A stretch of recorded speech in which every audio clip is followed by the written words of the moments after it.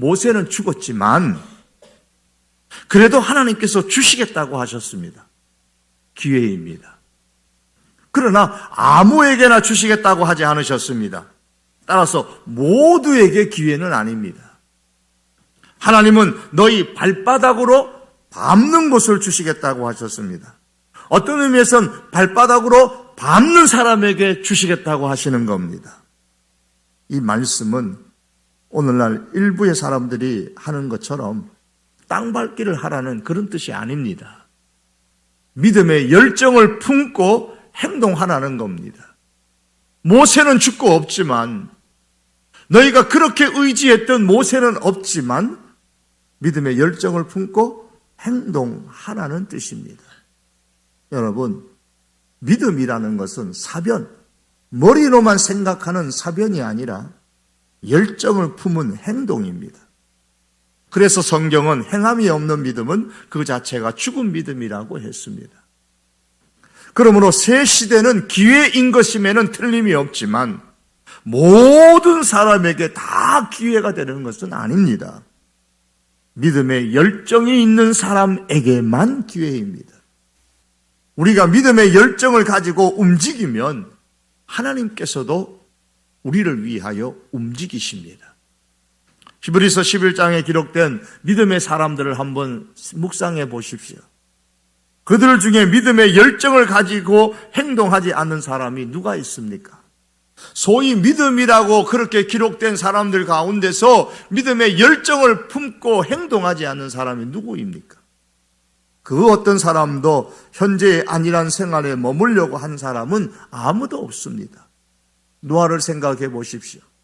아직 홍수가 일어나기 120년 전임에도 불구하고 하나님의 말씀을 듣고 그 말씀을 따라 배를 준비하는데 바닷가가 아닌 산에서 120년 동안 배를 지었습니다. 믿음의 열정이 아니고는 있을 수 없는 일이죠. 아브라함을 생각해 보십시오. 본토 친척 아버지의 고향을 떠나 한 번도 가보지 않은 새로운 땅으로 오직 가라는 그 말씀만 붙잡고 가는 것은 믿음의 열정이 없이는 할 수 없는 일입니다. 라합을 한번 생각해 보십시오. 믿음의 열정이 없었더라면 가나안을 정탐하러 온 이스라엘 군인을 숨겨줄 수 없었을 겁니다.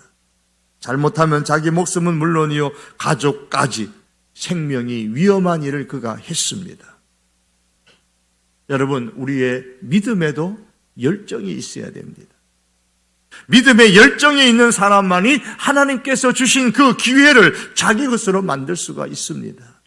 하나님은 신앙생활을 할 때에 열심을 품으라고 하셨습니다. 하나님은 모세를 통해서 너의 마음을 다하고 뜻을 다하고 힘을 다하여 내 하나님을 사랑하라. 하나님을 사랑할 때도 마음을 다해라, 뜻을 다해라, 힘을 다해라, 다한다라는 것은 진실이 담긴 열정을 의미하는 겁니다. 진실이 담긴 그 열정을 품어 하나님을 사랑하라는 뜻이에요. 예수님이 얼마나 열정을 품은 분이십니까? 눈물을 흘리시며 땀이 피가 되도록 땅에 떨어질 정도로 열심히 기도하셨습니다. 사역을 시작하시기 전에 40일 동안 금식을 기도하셨습니다. 그 예수님께서 말씀하시기를 내 아버지께서 일하시니 나도 일한다 그러면서 마지막 순간까지 사역하셨습니다. 또한 바울은 부지런하여 게으르지 말고 열심을 품고 주를 섬기라고 이야기하고 권면하고 그 자신이 또한 그렇게 살았습니다. 성경은 이렇게 성도인 우리들에게 믿음의 열정을 요구합니다. 하나님은 이 시대에도 믿음의 열정을 가지고 행동하는 그런 사람을 찾으십니다. 그 사람에게 아직 손이 넣지 못한 그 하나님의 약속의 땅을 내 발바닥으로 밟으라고 말씀하고 계시는 거예요. 그러므로 사랑하는 성도 여러분, 하나님께서 은혜를 주실 때, 하나님께서 말씀을 주실 때 아멘으로 받고 믿음의 열정을 가지고 행동함으로써 우리가 맞이하는 2020년 새해에는 하나님께서 주신 그 기회들을 내 것으로 만들어 누릴 수 있는 그런 하나님의 사람들, 그런 새해가 또한 될 수 있기를 주님의 이름으로 축복합니다.